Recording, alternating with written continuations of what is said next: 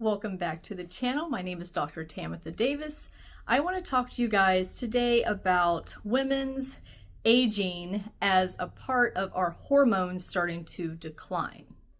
Most of the time we often think that, okay, because we're getting older, we're starting to age, but that's not necessarily the case, because there's like times when I was in my 20s that I'm like, oh, I feel like I'm creaking and cracking, or my skin would not look so great. I'm like, oh my gosh, look at me, I'm looking old. I'm feeling old because my joints are stiff, or I'm waking up just really sore, or I'm not recovering. I'm not able to squat down without my body popping in various places. So I'm going to talk to you guys today about the connection of aging and our hormones. Our hormones is our body's connection to all the different systems, and all of our different systems has a hormone that is related to it. So from our thinking, our sleep, our excitement, our sadness, our fight or flight, our reproductive, our sexy little hormones, all of our body parts have some sort of a hormone attached to it. Now, typically when we're in our 20s and our 30s, this is when we are in our prime. All of our hormones are balanced and they're talking to each other, all in sync. And then they seem to like kind of lose a little connection the older we get. We may not feel as strong. We don't feel as mentally focused. We just lost kind of our libido. Our skin starts to sag. Our hair starts to fall out. We start to get rashes or flaky skin. And we just don't feel like we did when we were in our 20s or our 30s.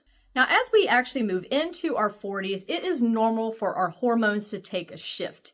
In fact, our hormones is actually shifting all throughout our lives. So if you think about in our adolescent years, or even pre-teens, our hormones reacted a certain way, as it did differently in our 20s or 30s. And then as we're getting into our perimenopausal years, it's going to fluctuate and act different. Particularly our estrogen, our progesterone, our DHEA, and our thyroid. And most doctors will say that these hormones tend to decline as we age.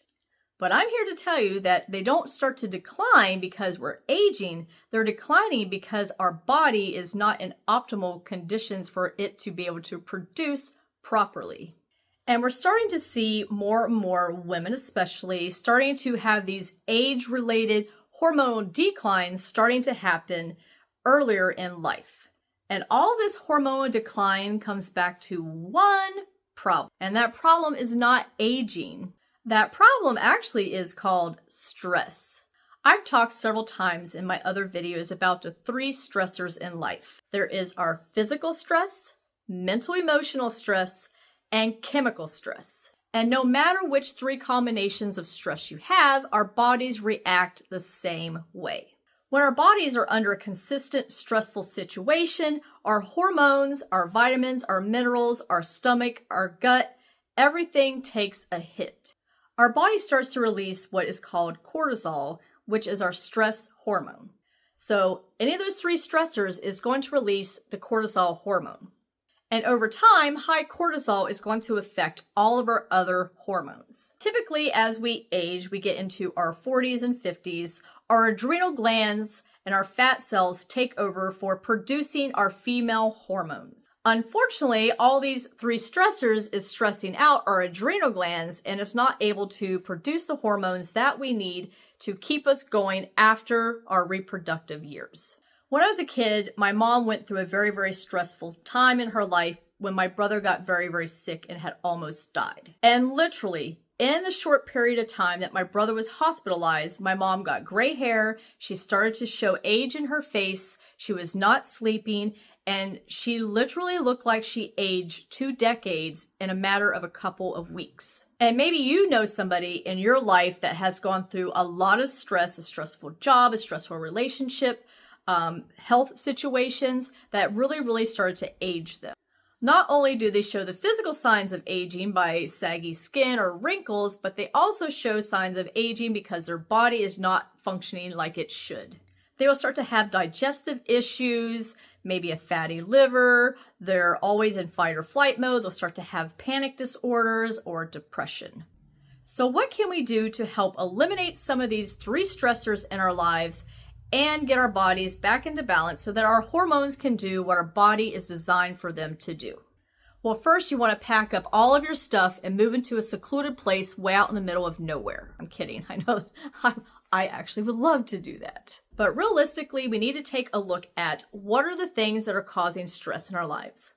This is where I find journaling to be extremely helpful. I write down all the things that I am worried about, everything that can cause mental stress to myself. And then I take a look at what am I using around me? What am I using to clean with?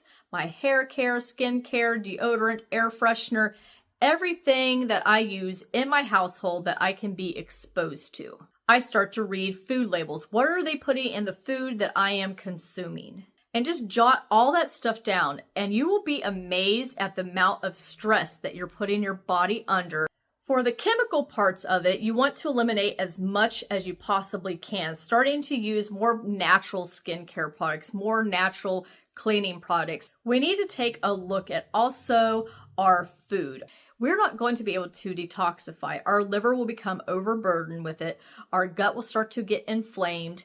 We'll start to get leaky gut. We'll start to get dysbiosis. We'll start to kill off all those good bacteria, our gut flora. I like to eat things that I grow myself, or I go and try to buy as organic as possible. I limit the amount of times that I actually eat out, and I try to cook as much as I can at home with natural ingredients.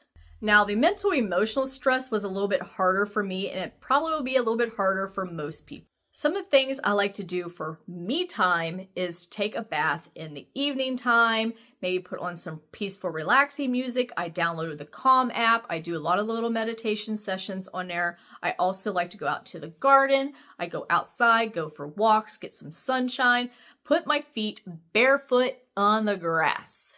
I also journal every single day. This is how I felt today. This is what I was thinking about. This is how I felt when this person approached me at the gas station and he wanted me to move my car because he wanted to pump the gas at that specific gas pump.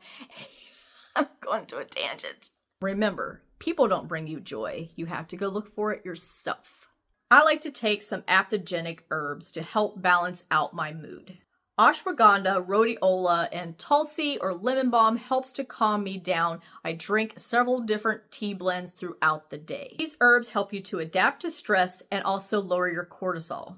I like to eat a nutrient-dense food that is high in healthy fats like avocados and almonds and walnuts, chia seeds, pumpkin seeds, flax seeds. These help to balance out my hormones and stabilize my blood sugar. Making sure I'm getting enough exercise. So I try to aim for 10,000 steps a day. Most of our smartphones you can download an app that will keep track of your steps, or you can buy a little watch that you can wear that helps keep track of all of your vitals and your heart rate and how many hours of sleep, if you got into REM sleep, all that stuff. So it might be worth investing in one of those. I like to do intermittent fasting, which is where I don't eat anything after 6 p.m. until noon the next day. This helps my body to reset and to eliminate as many toxins as possible. So we want to make sure that our body is resting and repairing by getting more sleep, because that's when our body starts to detoxify. It detoxifies our brain. It helps our gut to not be so inflamed. It helps to push things along. All right, you guys, so that is it for this video. I hope you guys found it informative. If you guys have any other health questions that you would like for me to answer, leave them in the comments down below. Share the video. And do consider subscribing to this channel. It helps me out. And if you guys are interested, I do have ebooks. I left the link to my website down below. And I'll see you guys in the next video. Bye!